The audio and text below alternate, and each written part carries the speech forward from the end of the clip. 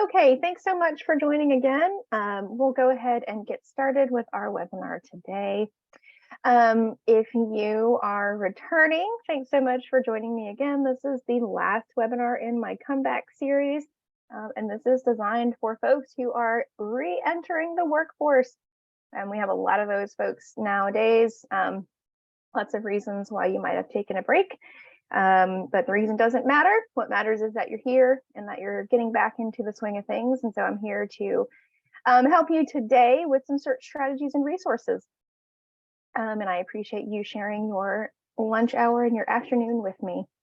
My name is Becca Shelton. If we have not met before, I am an assistant director in the Career Services Office at the University of Richmond. And I work specifically with our alumni.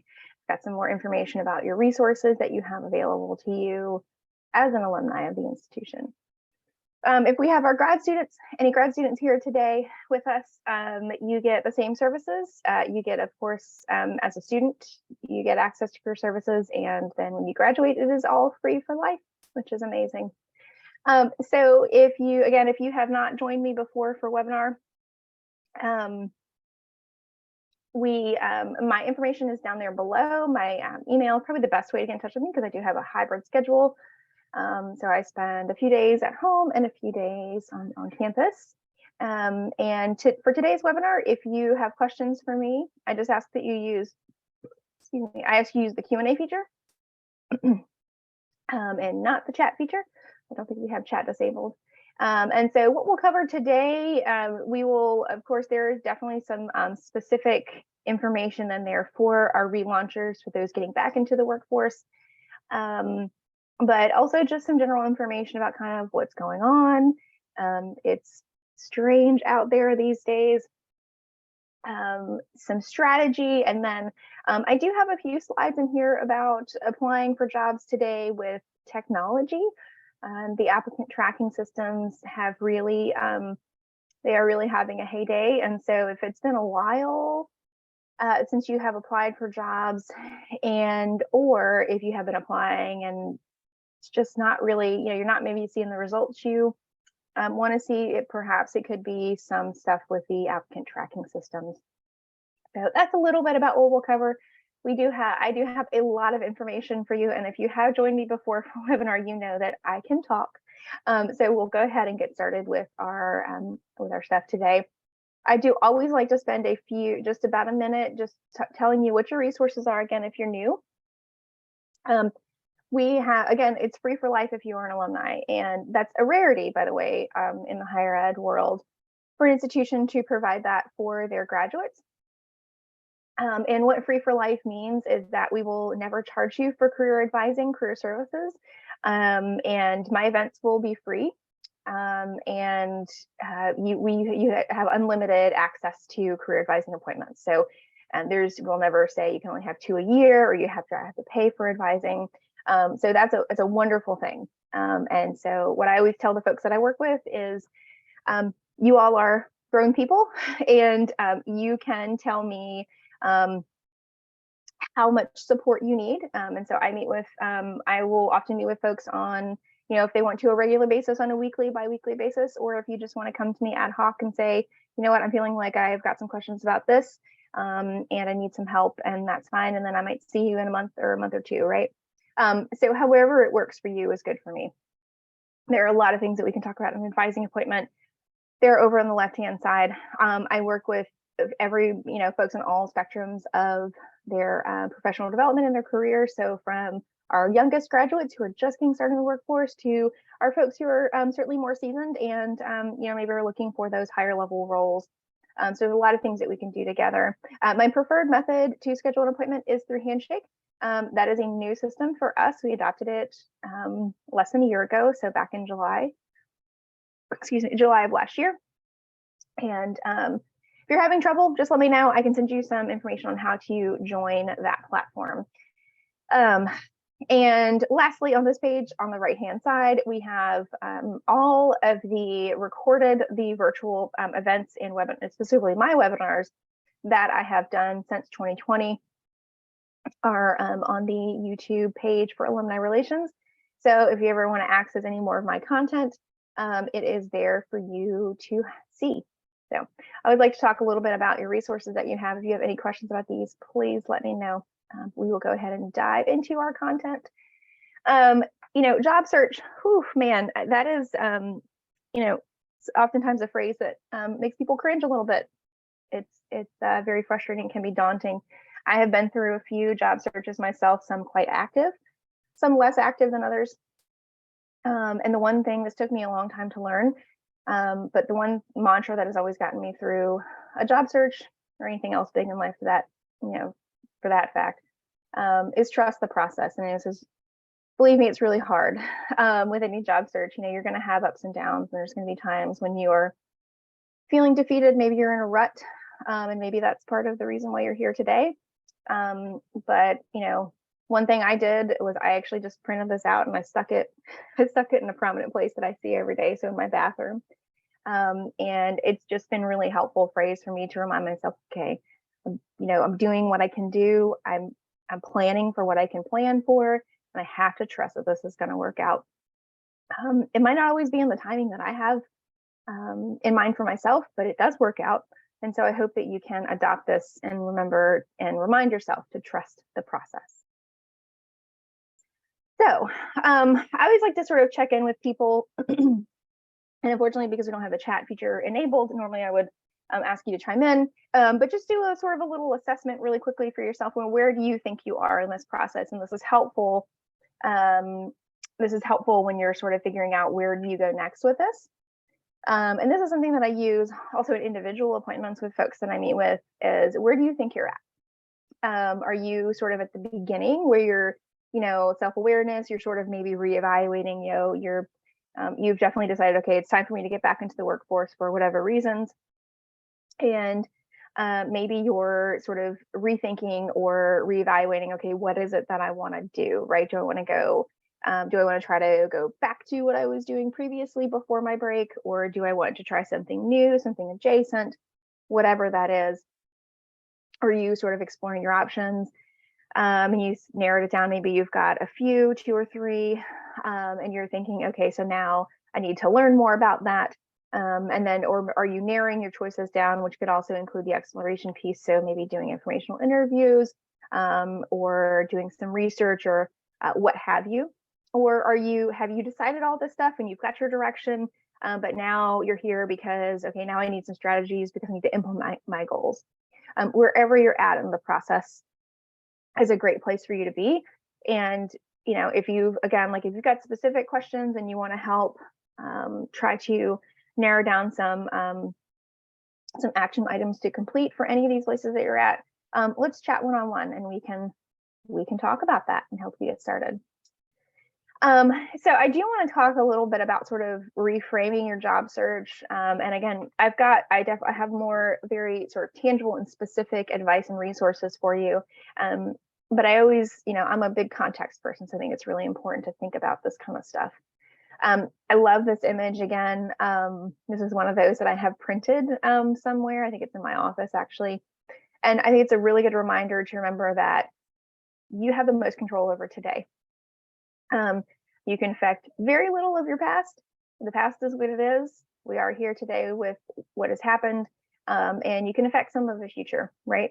And in any job search, I think it's also really important to remind yourself that there are certainly some things in your job search that you have control over, but there are some things that you don't, unfortunately. And that is sometimes a really hard pill to swallow, and it's a really hard thing to remind yourself of. But hopefully today you'll leave with some things that you can do for yourself that can take back control of the job search. Because when we're feeling frustrated and in a rut about a search, you feel like you have zero control over anything, and it's very frustrating. So let me just roll through some of these.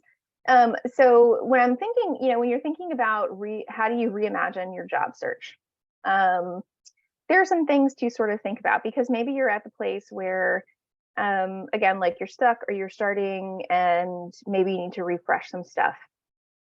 It is different out there in the workforce and in the hiring world.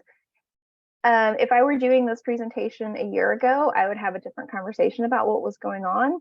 Employers were being a little bit more they were just, the hiring was not quite what it was.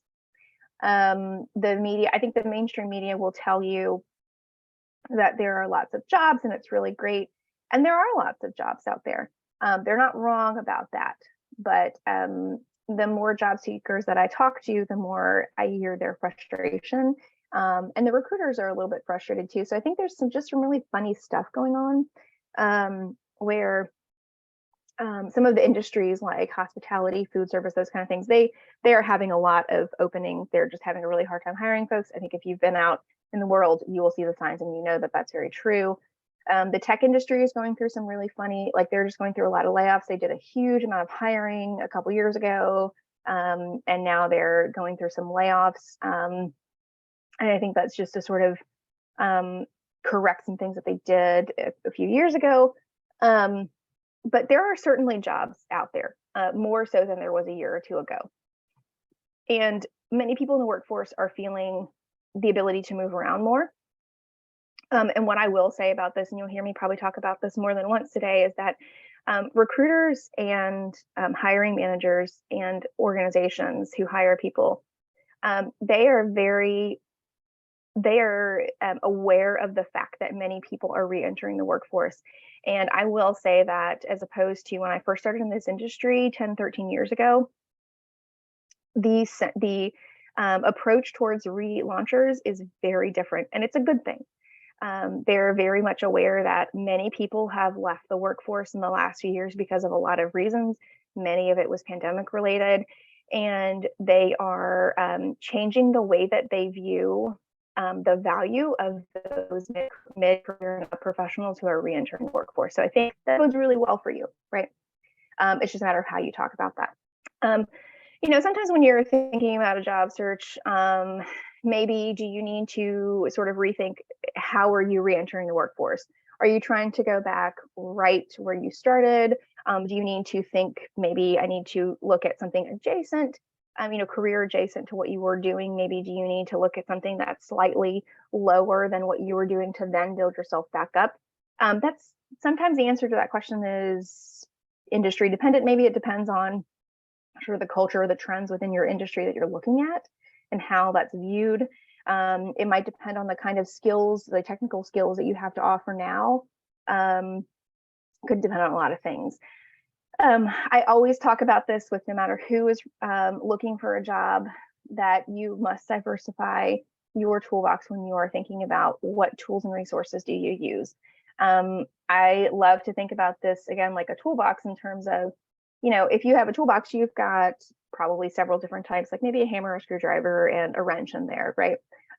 All of those tools do not have the same purpose. They don't do the same thing. Their ultimate goal is to fix things. So your ultimate goal is obviously to get a job. But if you only use one type of tool in your toolbox, you might not get the results that you want, right? I can't fix a plumbing problem with a hammer, although some people would probably want to do that. I would, because I don't know how to do plumbing, right? But it's not the best tool for the job. And so really thinking about what you're using to fix the thing, right, to find the job, I think is really helpful. So using your online applications with your networking, with your informational interviews, with your targeted search, with all of those things at your disposal, I think is really helpful. And then we talked a little bit about pivoting to maybe an adjacent role. And playing the long game, I think, is really important in any job search. So a little bit about, and again, I'm not going to spend too much time on this because again, I need to keep track of my time. And again, if you have any questions, I will have anything. So a little bit about getting organized. Again, as long as I've been doing this job, I think one of the number one things that I identify with people is that they're going about a job search, and a lot of people just don't stop to think about how do I organize myself a little bit in this matter, because if you're applying for jobs, you're probably applying for a right many, and you've got to track that stuff. I have found before, whatever works for you. I personally found that Excel spreadsheet works really well for me. tracking your job applications, for example, like when you applied for them, the requisition number that was associated with that, any contact, an HR contact that if you need to follow up, if you followed up, when was it, who did you talk with, and what did they tell you? And the same sort of a sentiment with any sort of networking contacts that you make. Because I don't know about you all, but if you ask me to remember things from a couple of weeks ago, I'm going to have a really hard time doing that. So tracking that information is going to be really helpful. And it does take quite a while usually for a hiring process to complete. So from the time of first application to the time of offer, it can take, I think at a minimum, it's usually about a month. I think a month if you're lucky, right? Unless that employer really, really, really needs to fill that position, it can take up to a few months. And so if you get called for an interview and it's been a month, 6 weeks since you applied, you might need a refresher on what that job was about. So making sure that you're tracking that information. And in that vein, also making sure that you're keeping track of the actual job descriptions that you apply for, because oftentimes, especially nowadays with online applications and their job postings being put online, they might remove them when they're done accepting applications, but they haven't completed the hiring process. And so you might be called for an interview and you can't access that job description anywhere. And that's going to be a really good reminder when you go to interview about, okay, what was this about? What skills are they looking for? Setting weekly goals for yourself, I think was really helpful. Last time I was in a very active job search, I remember in the beginning, I was always start my week on a Monday, and it was like I had writer's block. I would stare at my computer and I would get frozen because I would feel so overwhelmed with the things that I thought I had to do that I just wouldn't do anything. And so it was really helpful for me every Monday morning. I would definitely take the weekends off, right? But every Monday morning I would sit down and say, okay, what's realistic for me to complete this week? And really think about, breaking that down into small steps about, okay, so if I want to work on my resume, like maybe I'll work on these 2 sections on it, right? Making sure being really intentional time and don't spend all your time working on this stuff. And again, I think just understanding that the hiring process could take a while. And if anybody out there on the webinar today has been applying for jobs, you probably are nodding your head going, yes, it takes forever. Sometimes you hear back, most times you don't, which is very frustrating. Again, that's one of those things you can't really control, but you can control how you react to that and what you do with it. So, excuse me. Now, for those folks that are getting back into the workforce, this is some information that's really helpful. So typically there's a couple different ways that you're going to re-enter the workforce. So the direct hire, which is the next slide that I have, is the traditional way you would think you apply for a job, you interview, you get the offer. Again, I think this is really helpful because, like I was saying in the beginning, many organizations nowadays are very aware of who is in the workforce and who's applying for jobs. The fact that especially over the last few years since 2020, many people have left the workforce, and perhaps for a variety of reasons, a lot of those people are ready to re-enter the workforce. And if they're a smart company, they understand the value that you all bring to the table with this. And they have launched some formal return to work programs. The link down there at the bottom includes a pretty comprehensive list of the companies that are offering these types of return to work programs. And you might hear them also referred to as returnships, which is really wonderful. So it kind of sounds like internships, which is, it has some of the same ideas about an internship. But just some of those logos, they're just a sample of some of them. Again, it's like an 11-page list of companies that offer these types of programs. And they're formal programs within these organizations. So they have a structure to them. They are seeking out candidates who are in your boat, who have taken a break for however long, for whatever reasons, and are looking to bring their skills back into the workforce. And they're often structured as cohorts, and they will last for they have a sort of a specific time. The returnships are. last for a specific time, anywhere short from a couple months to a few months. And they offer a lot of really wonderful things like onboarding and orientation process, because if it's been a while, you might need some of those things, some professional development that comes along with that, as well as some perhaps technical training to get you up to speed to where you need to be with that role in the industry, as well as exposure to senior leadership, to have some really good conversations, right, to expose yourself to folks who might be hiring you in the future. These are either usually project-based or role-based work. And so the organization can either be looking at, okay, so we've got, a certain project or some work that we need to get done that we think that these relaunchers would be really great for, or work that's based more on like a specific type of role.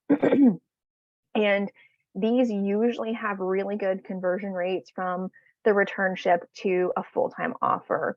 So I don't, it's a little less risky sometimes than an internship, because they know that you are, you're not graduating with the intent to look for a full-time job. You're doing this with the intent to get a full-time job there.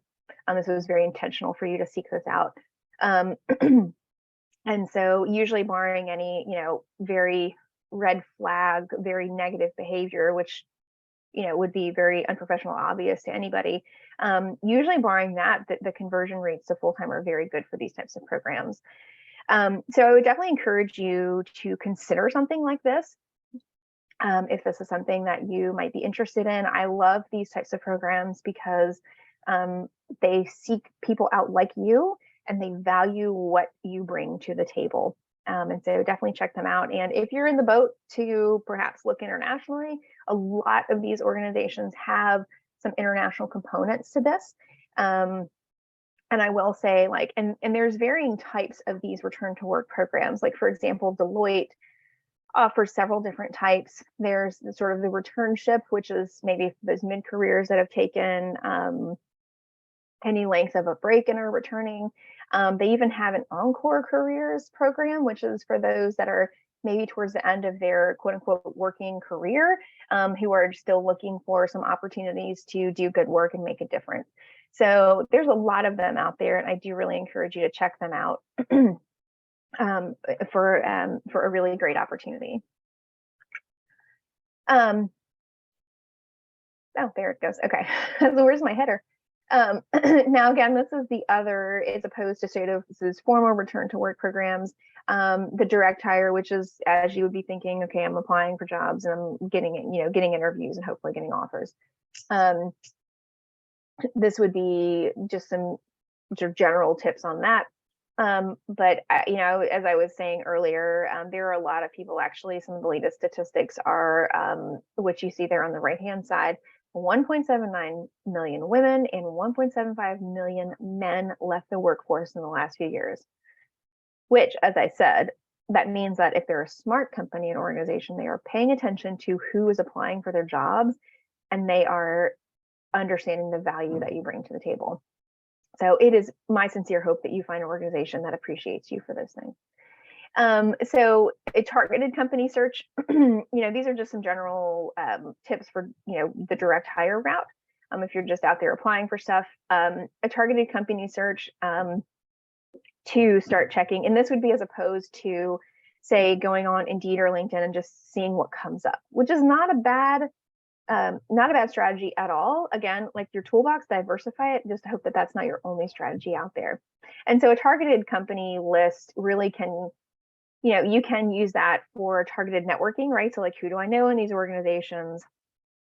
Do I have friends of friends that are in these organizations that I can either, do informational interviews with, or if you're applying for a position at those companies on your target list, using your networking for the specific purpose of gaining information that's helpful for the interviews or the application process. Again, networking, and I've got a little bit more about networking in a few slides.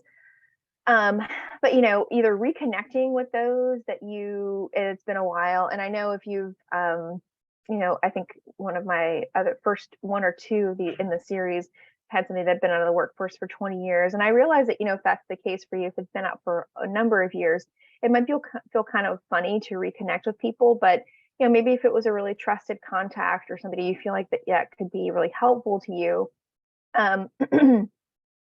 There's the worst that can happen. What is that they don't respond to you, right? But it's worth a reach out to see if you can reconnect with them, making new contacts. But I think the important thing here with networking is and realizing this is easier said than done, really don't shy away from telling your story, right? Go public with the fact that you're re-entering the workforce. These are the skills that I have. These are the directions that I want to go in. This is what I want to do. Can you help me, right? Can we chat? Is there any information you can provide for me? Any connections that you can make? Understanding again that this will take time. One of my other mottos is playing the long game. I think that's really important in a job search. Making sure that you're obviously preparing for every interview. Be open about your career breaks and your goals. And this was what almost my entire first webinar in the series was focused on, was really honing in and telling your story. And I think even though a lot of organizations are, very aware and appreciate the fact that there's relaunchers and what you bring to the table, those of yourself, like you yourself, those of us that are going through it, for some reason, there still can be a stigma against it, right? And I encourage you really to try to put that to the side and really think about, okay, how am I telling my story? Be open about it. And the big thing is just don't shy away from it. Because if you were with me for my first webinar in this series, one of the really big things that I preached was, if you don't tell your story, somebody else will, right? So own your story, get in front of it, and tell it in a positive way. Staying focused with your job search. Again, there are going to be lots of ups and downs. And sometimes you need to step away from it for a little bit. A day or two or a week, right? And again, like the toolbox concept, using every resource that you have at your fingertips. One thing that I love to think about too is, if you are in a place to do this right now, again, I'm not sure where each of you are individually, but if you've got or if you have done this in the past, some strategic volunteering, perhaps bringing that to light in your resume and talking about that in a way that highlights the skills that you got from that experience. Because one of the things that I found over doing this job for a number of years, the recruiters, they do not care where you got the skills from. They just want to know, do you have the skills and can you do this job, right? That's what matters to them. So, put it out of your mind that it has to be from paid work or what have you. Have you done any kind of really interesting volunteering, anything that's given you those skills that they're going to want to see, right? And if you're thinking, okay, maybe I do want to pick up some volunteering because my job search isn't going the way I want, I've got some free time, I can maybe focus, give a few hours a week. Think about what skills do you want to develop? Where can you perhaps get those skills from some volunteering opportunities? So, and that's a really great way, because recruiters will say all day long, again, we don't care where you got the skills from. We just want to know that you have the skills. And if you have taken a career break, have you done anything in the interim, right? Like have you done any sort of online certs courses? Have you done, again, strategic volunteering? Anything that you can do to showcase skills gained in this break, that's a wonderful thing. My next couple slides are focused on, and then I think I've got to pause for questions. So again, if you're thinking about questions, just throw them in the chat and let me know. This goes sort of along with the networking piece. One thing that I love that I sort of built myself over the last number of years is, and again, this could, maybe you're thinking about who could I reconnect with from your past work life, or again, from folks that from the break that you have taken, any kind of volunteering opportunities, anybody in your circle that could be helpful for you. And people call it a lot of things. I call it sort of your advisory board. This is like your team of cheerleaders that are behind you. And this is really just it's more of like a trusted circle, right? So if you think of maybe think about your personal life, like if you've got like a really trusted circle of friends, and then you've got some folks outside of that, right? Your advisory board would be like that innermost circle of the people that you trust, and that can be really helpful for you. You can have a meaningful conversation with, you can get if you need to, you can get some constructive feedback from. And that, I think it's also important to remember with an advisory board for yourself to, again, diversify that, right? So could it, folks that, because folks in our network do a lot of different things for us. Some people bring different skills. Some people are there in your life to be a cheerleader for you, right? When you're having a down day or a down week, you just need somebody to be like, you know what, you are awesome and you got this and I'm behind you, right? Somebody just to lift up your spirits. Some folks are really good connectors, who can just say, you know what, I know this person who would be really great to talk to you, or yes, I know this person at the specific company that you're applying for, right?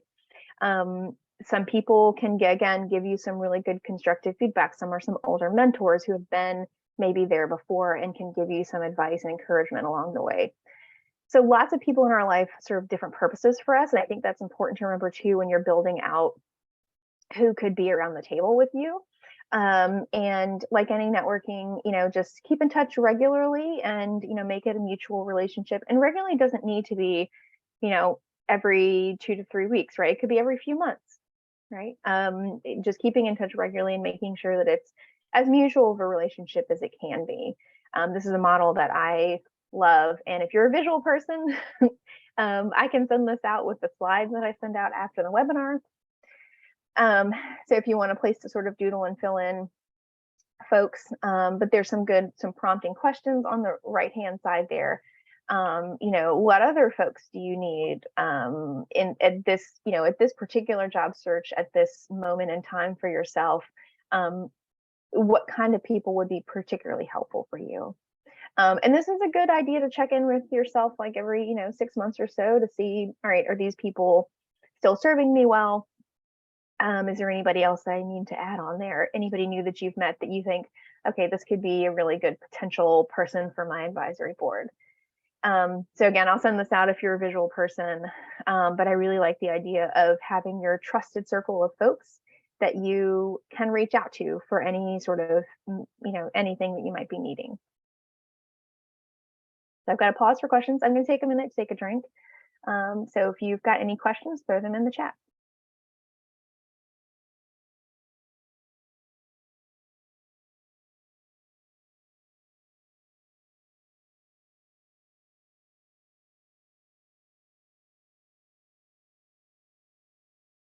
Okay, I am not seeing any questions right now, so we'll move on.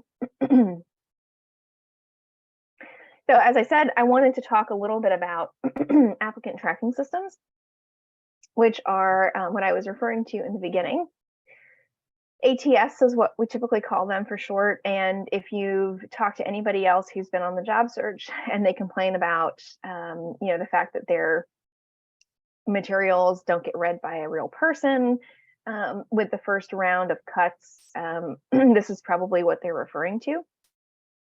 And or if you have been in a situation where perhaps you apply for a job and then maybe within 24 hours you get the thanks but no thanks email, that's probably they're using ATS. These are about 0 fun on the scale of funness for people who are applying for jobs. I have been the unfortunate recipient of them before, for sure. But they came along in the Great Recession back in 08, 09, and that's when I started in the industry. They came along then to help HR professionals just try to organize and get a handle on the amount of applications that were coming through. Fortunately or unfortunately, they have not gone anywhere, and I don't think that they're going to go away. So we just have to figure out how to play their game, right? And how to work with them instead of against them. There are a lot on the job market, or on the market there, a lot. Typically, you will see these with mid-size and up organizations because they are very costly. So they are cost ineffective for some organizations. But if you were, say, for example, looking at some of those return to work programs that we talked about earlier, those big companies, I would almost bet that they're using them, right? I know Amazon is, EY, Deloitte. So figuring out how to work with them is really good. I have a few slides on this, and so we'll kind of run through some stuff, but I've got a whole slide deck that I can send you all with today's slides as a follow-up if you want more information on them. But again, they're just a tool for recruiters to quickly sort. You can use them on sort of a variety of levels, and it's hard to tell like how they're using them. But essentially, resumes are stored in a database for a long amount of time, and it helps the recruiters to manage your application. So if they want to move you forward, like they can quickly send your materials to the hiring manager, and a number of other things. Again, most of the top companies are using them, and there are a lot on the job market. The logos that you see here, they're just a sample of ones that are out there.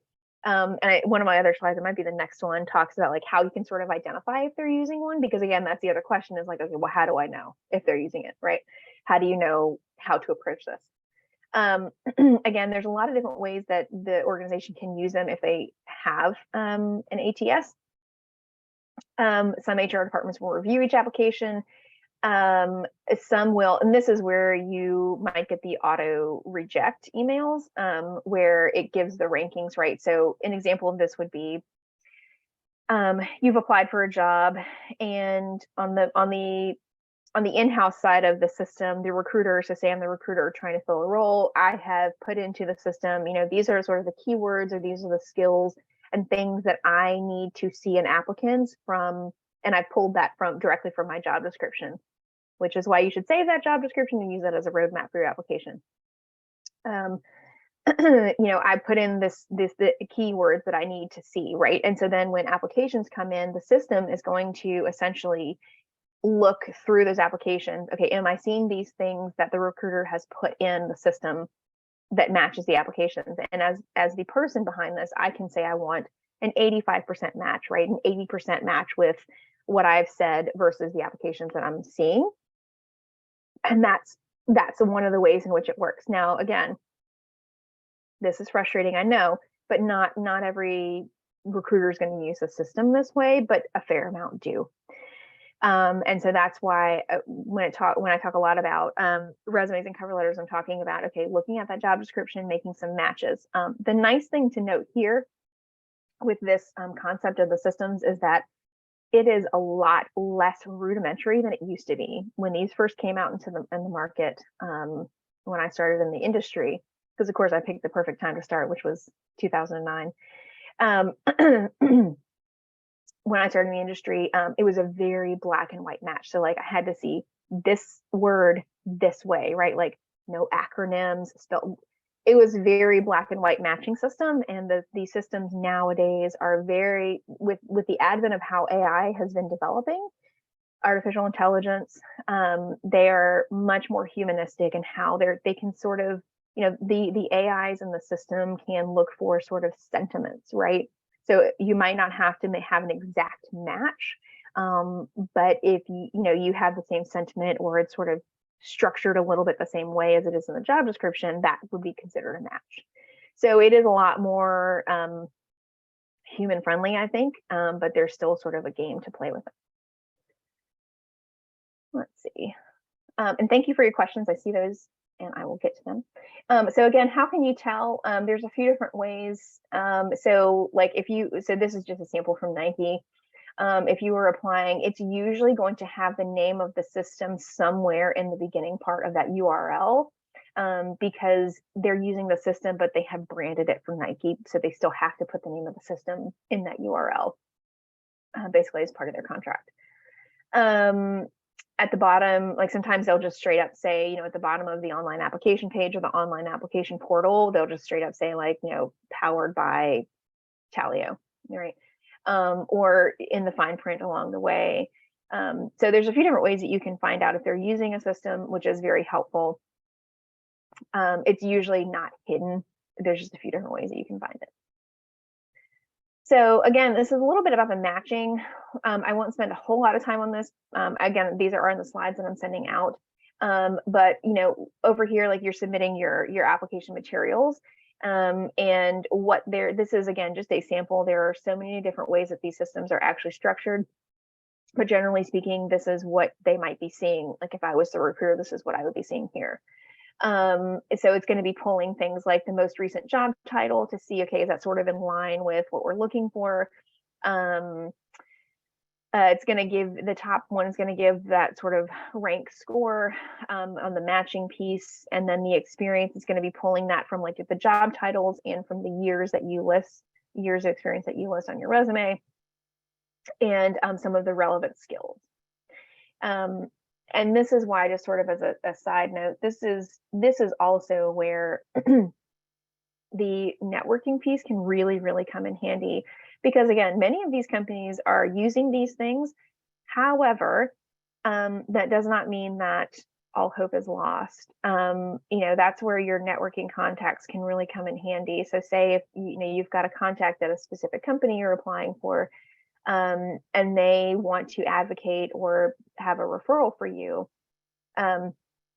they have the ability to then, again, if they're willing to, they have the ability to sort of make a referral or advocate for you to the hiring manager or to somebody in the HR department to elevate your application.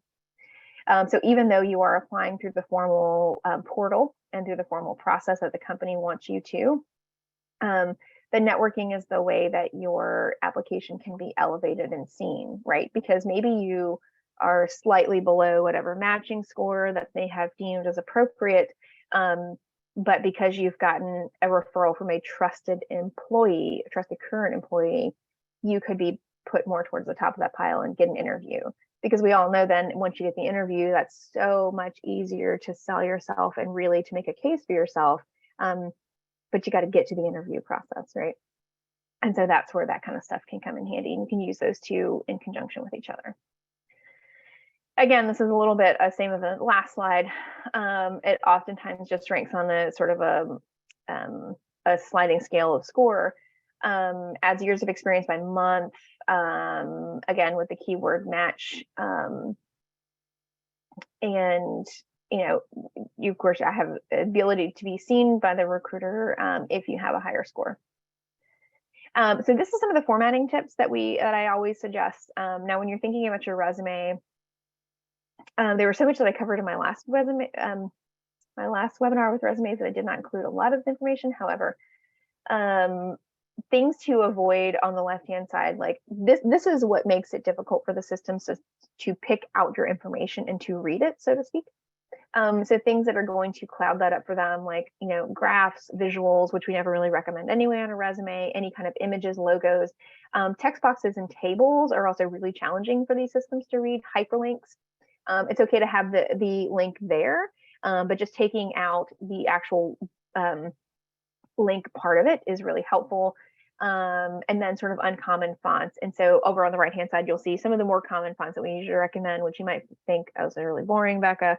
But this is what the systems really appreciate, the typical ones, Arial, Helvetica, Garamond, those kinds of things. If you're looking at this list and you're thinking, wow, that looks like a really, really appealing and boring resume, I always recommend, if you want to, having a version of your resume that looks more appealing, using that for your networking, right? If you have gotten introduced to somebody, or maybe it's been, again, like a while since you've chatted with them, you're reconnecting with some old colleagues, having a version that is more fun to read, right? Sending your resume to them for that purpose is really helpful for you. And then having this more simplified version that you use to apply through the portals, I think that's a really good way to go. Okay, pause for questions. I see my questions here, and I thank you guys. You always have good questions for me. Okay, yep. So first question is, any advice on government jobs and applying? Okay, the government is an island unto themselves, and they do things their way. That's a great question. And so the resources, like offhand, really quickly, Suzanne, the resources that I recommend for government jobs are, I have to remember this off the top of my head. Well, the portal that they use for most federal jobs are usajobs.gov, which you probably already know about that if you've been looking at federal jobs. The sister site, which is the informational site that I really love for using USA Jobs, gogovernment.org. Love that site. They have in the last few years completely overhauled and revamped the information there. Kudos to them. somebody in the government did that, and I think it's wonderful. But gogovernment.org is a wealth of information if you're trying to figure out, how do you navigate USA jobs? How do you apply for federal stuff? What does the federal resume look like? Just general tips and tricks for applying for that. So definitely start there. And of course, Suzanne, like if you have any further questions or specific stuff, please reach out, and I would love to chat with you on that. Let's see. How can we convince them by telling our story positively? Okay, good question. How much detail should we present or not? Okay, so I did, in my first webinar, I talked a lot about that stuff. But what I will say to answer your question is, what matters is how you talk about that. The tone that you set when you tell me about yourself, or when you are writing a cover letter about why you're reentering the workforce, your tone matters. The words that you choose, how you talk about this, is really important, because if you talk about it in a negative light, that's how they will perceive it, right? I do have, and if you email me, I will send you the slides from my first webinar if you would like to see more detail on this. But I would, in terms of the detail that you present about your why, my motto is less is more. The more information and details you give, the more room they have to ask you questions, and those are questions you may or may not want to answer. Or maybe you don't care, maybe you're fine with it, but you're like, I just don't need to be talking about this here. We're here for an interview about a job, which is very understandable. So I would say less is more with the detail, but giving them enough information to where they think, okay, that makes sense, and I understand that. So again, please reach out to me. I would love to chat with you more on that and give you some more helpful advice specifically to your situation. Let's see, receiving a lot of messages on LinkedIn from suspicious foreign entities. Okay, that makes sense. Unfortunately, in our day and age, scammers are everywhere, and they do not care where they get somebody for a scam, just that they get somebody. And so they are certainly on LinkedIn for sure. I guess to that, I mean, use your spidey sense and suss it out and say, okay, if this feels weird, let me just do some cross-referencing research. Do they have a website? Does it look weird? Look on places like Glassdoor.com, see if there's any sort of reviews. Glassdoor is like Yelp, so you kind of gotta take that for what it's worth. But if you're seeing some weird red flags, always good to be very cautious with that. And with LinkedIn, the good thing is you might be able to cross-reference, like, is there, look up who works there. Do those profiles look suspicious to you, right? Like just how you would maybe evaluate a suspicious email. If it's poor grammar, if it has the punctuation is off, if the English is bad, like whatever that is that sort of makes your red flags go up, be really cautious of that. And again, like, happy to chat with you more about that if you want to, but I'm sorry, they're everywhere. But there are good ones out there. I have certainly gotten recruited on LinkedIn before for very legit positions. So it's just got to take out the weeds there. A few more questions here. Part-time long work experience is good. Yes, absolutely. Absolutely. There's, again, like I said a few minutes ago, the recruiters do not really care where you got the skills from, just that you have the skills, right? So again, this is about how you reframe this and how you talk about it. What is the tone that you're setting? Yes, it's good, right? So I hope that answers that question for you. How can we approach people in the office, inform them that I'm looking for a full-time job? I feel like this is a really good question for an advising appointment, and I would love to chat with you more one-on-one about your situation. I think it could depend on a lot of things, like how you approach them. Do you have an open and trusting relationship with the people in your, do you feel like if you tell them that you're looking for a full-time job, do you feel like that they're going to retaliate or anything like that against you? If you're feeling a little bit weird about that stuff, maybe you keep that information to yourself a little bit more. So I think it depends on a lot of stuff, but in terms of the approach, if you're wanting to tell people that you're looking for a full-time job, just being straight and honest with them, right? Not diminishing your experience that you've had with your part-time job, and saying, I've really enjoyed my experience here. And, I've learned a lot of stuff. But at this point in my life, it is time for me to look for a full-time job, and leave it at that. Right. But again, if, I would love to chat with you more one-on-one about your specific situation. And last one, oh, okay. Missed the last webinar. Yes. If you would like to email me directly, Courtney, I'd be more than happy to send you those slides from the last webinar. Thanks. All right. Okay, so we have a few more slides because we are rounding up on time. So a little bit about staying motivated again. Like I said earlier, I have been in a few really active job searches myself. So I understand the feelings, the ups and downs that really come with this. And it's a roller coaster of emotions, right? It's a roller coaster ride. One thing that really helped me was getting very specific. I alluded to it earlier. So when you're thinking, okay, what am I going to do today? Or what do I want to focus on this week? Really broad goals like network. That is something that I would look at my to-do list and I would feel overwhelmed, feeling like that feels really big and I don't know where to start with that. So I'm just not going to do it. Right. Like some people have a different reaction. My reaction, I don't think that I'm alone in this, was, well, that feels big and scary. So we're just going to brush this to the side and we'll deal with that later. And the problem was I never dealt with it.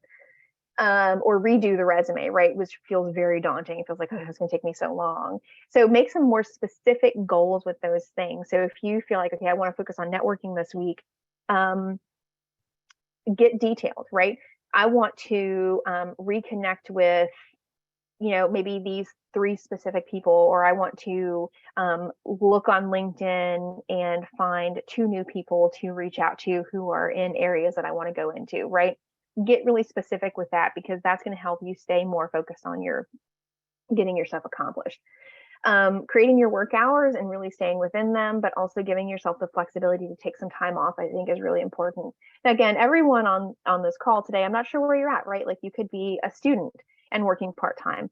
You could be you could be still on your break from the workforce and have, more free time than other people. Maybe you're on a career break, but you're also managing a family. So that is like a job, a lot of hours involved with that. So wherever you're at, just try to create some actual work hours for yourself and where you can really focus on this stuff. Because again, I'm remembering specifically when I was very unemployed and looking for a job, even though I seemingly had all the time in the day, I found very mundane tasks to fill up my time to avoid looking for a job, right? I think that's human nature. And so when I was able to structure my day more, it was much more helpful. Writing down your goals, again, taking some time to disconnect is really helpful. And I think the most important thing, you're here today, you're in this webinar because you're in some sense reaching out and saying, okay, I want some information, right? Like maybe I feel like I need some help.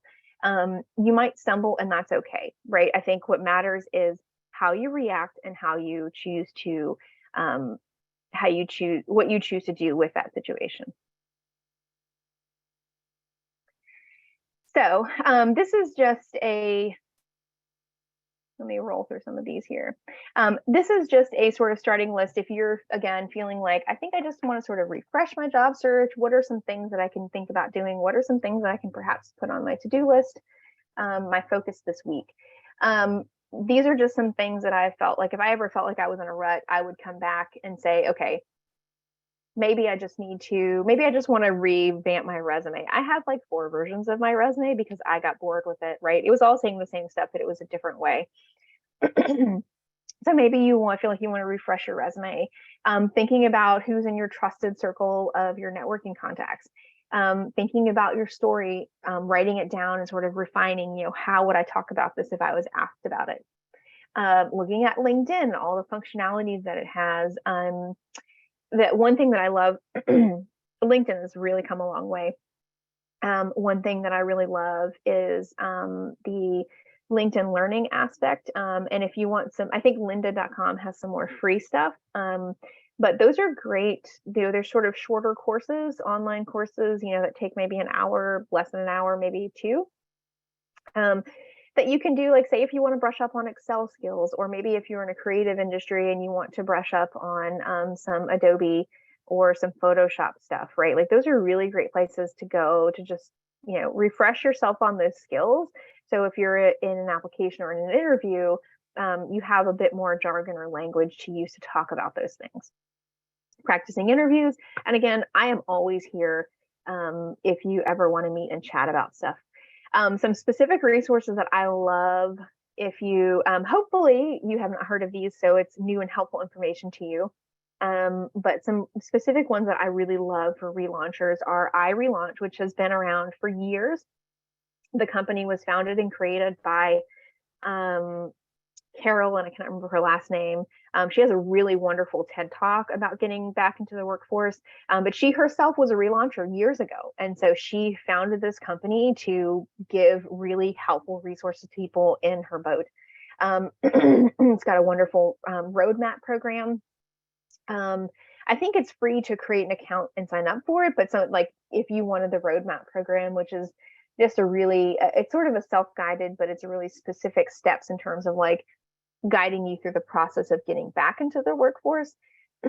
that's a pay for service, but some of the other stuff is free. It's got like a Facebook support group, and they do webinars, and they do blogs and podcasts. So it's just a really all around helpful resource, because when you're in this boat, it's also really nice to know, like, I'm not the only one, right? Like, these are like issues, and these are things that other people are going through.